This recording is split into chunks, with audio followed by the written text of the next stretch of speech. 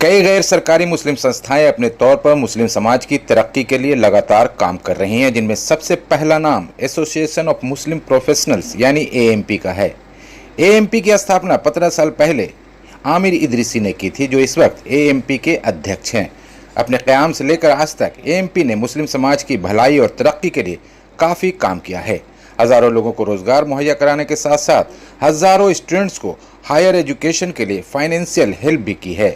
अपने काम और मिशन के दायरे को और बढ़ाने के लिए एएमपी ने देश भर में 5000 से ज़्यादा एनजीओज़ के साथ हाथ मिलाया है। एक प्रेस कॉन्फ्रेंस में एएमपी के राष्ट्रीय अध्यक्ष आमिर इदरीसी ने कहा कि फ़िलहाल हमारा फोकस देश के 200 ऐसे ज़िलों पर है जहां मुसलमानों की बड़ी आबादी है, लेकिन इन 200 ज़िलों में रहने वाले मुसलमान बेहद पिछड़े हुए हैं। उन्हें आगे बढ़ाने और उनकी तरक्की के लिए हम लोग जोनल एनजीओ कॉन्फ्रेंस का आयोजन कर रहे हैं। इसी सिलसिले में 9 और 10 सितंबर को कोलकाता में AMP east India NGO conference का आयोजन किया जाएगा, जिसमें देश भर से एजुकेशनिस्ट, सोशल एक्टिविस्ट, उलेमा, पॉलिसी मेकर्स और सिविल सोसाइटी एक्टिविस्ट हिस्सा लेंगे। 2 दिन तक चलने वाली इस कॉन्फ्रेंस में भारतीय मुस्लिम समाज से मुताल्लिक मुख्तलिफ मुद्दों पर चर्चा की जाएगी। प्रेस कॉन्फ्रेंस में सेंट स्टीफन्स स्कूल के सेक्रेटरी इमरान ज़की ने कहा कि मुस्लिम समाज की तरक्की के लिए एएमपी के मिशन की जितनी तारीफ की जाए वो कम है।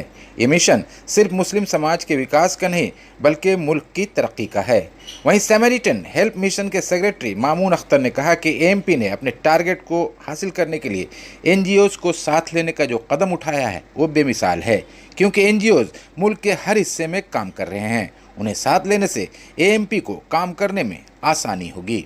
ऑर्गेनाइजेशन को साथ में कनेक्ट करके काम करते हैं मुल्क के अलग अलग हिस्सों में। आइडिया ये है कि इन ऑर्गेनाइजेशंस को ट्रेन किया जाए, गाइड किया जाए, इनकी मदद ली जाए प्रोजेक्ट एग्जीक्यूशन में, डिस्ट्रिक्ट प्लेसेस पे, तालुका प्लेसेस पे, छोटे शहरों में। इसी चीज़ को आगे बढ़ाते हुए हम लोगों ने जोनल कॉन्फ्रेंस ऑर्गेनाइज करने का फाइनल किया है। इससे पहले नॉर्थ इंडिया जोनल कॉन्फ्रेंस हमने लखनऊ में ऑर्गेनाइज की थी 4 और 5 मार्च को, बहुत ही कामयाब रही थी। अलग अलग ऑर्गेनाइजेशन के 600 से ज़्यादा लोग 150 डिस्ट्रिक्ट से वहाँ पर उस कॉन्फ्रेंस में आए थे। इसी तरह की कॉन्फ्रेंस हम लोग East India NGO conference organize करने जा रहे हैं 9 और 10 सितंबर को, 9, 10, 10 सितंबर ऑफ दिस ईयर। यहाँ पर आपके शहर कोलकाता में हम ये कॉन्फ्रेंस ऑर्गेनाइज करेंगे और इसमें सारे ईस्टर्न इंडिया के स्टेट्स और सारे नॉर्थ ईस्ट के states, West Bengal, Orissa, Jharkhand, Bihar, Assam and all other north eastern states, यहाँ से तकरीबन मुझे लग रहा है कि 600 के करीब डेलीगेट्स आएंगे इन तमाम हिस्सों से। कोशिश होगी कि उनको एक्सपर्ट्स गाइड करें, उनको जो है ना, जो सीनियर लोग हैं जो काम कर रहे हैं, खासतौर पर ऐसे लोग होंगे उस पूरे इवेंट में कि जो ऑलरेडी बड़े प्रोजेक्ट्स चला रहे हैं, ऐसे लोगों को यहाँ पर लाया जाएगा और ये वो लोग गाइड करेंगे। एकदम अज़्म मुसम्मम है, आप यूँ कह सकते हैं, पक्का इरादा है कि हर डिस्ट्रिक्ट तक पहुंचना है, हर तालुका तक पहुंचना है। और इंशाल्लाह मैंने कहा कि हम लोग जो है कुछ इनिशिएटिव्स तो हमारे ऐसे हैं कि आने वाले 10 सालों में हम हर घर तक पहुंचेंगे इंशाल्लाह, और हर बच्चे को जो है ना उसका कहीं ना कहीं बेनिफिट देने की कोशिश करेंगे, स्पेशली एजुकेशन और एम्प्लॉयमेंट के डोमेन में। इनमें सारे लोग वर्किंग प्रोफेशनल्स थे, तो जब हमने ऑर्गेनाइजेशन बनाई तो डे 1 से ही एक दूसरे को जॉब में हेल्प करने का काम शुरू किया। कोई बहुत ऑर्गेनाइज नहीं थी वो एक्टिविटी, लेकिन एक दूसरे को हेल्प करना, जॉब दिलाने में मदद करना। जब उसमें थोड़ी थोड़ी कामयाबी मिलने लगी तब उसको हमने ऑफिशियल प्रोजेक्ट बनाया और फिर उसमें जो है एचआरस को कनेक्ट करना, एचआर प्रोफेशनल को कनेक्ट करना, उनकी रिक्वायरमेंट्स को एक दूसरे के साथ शेयर करना, इस तरह बात आगे बढ़ती गई। फिर हमने जॉब फेयर ऑर्गेनाइज किया, जॉब ड्राइव ऑर्गेनाइज किया। वो ऑर्गेनाइज करते वक्त महसूस हुआ कि बच्चे ट्रेंड नहीं है, इनको बेसिक स्किल्स की कमी है, तो एम्प्लॉयबिलिटी स्किल प्रोग्राम शुरू किया हम लोगों ने।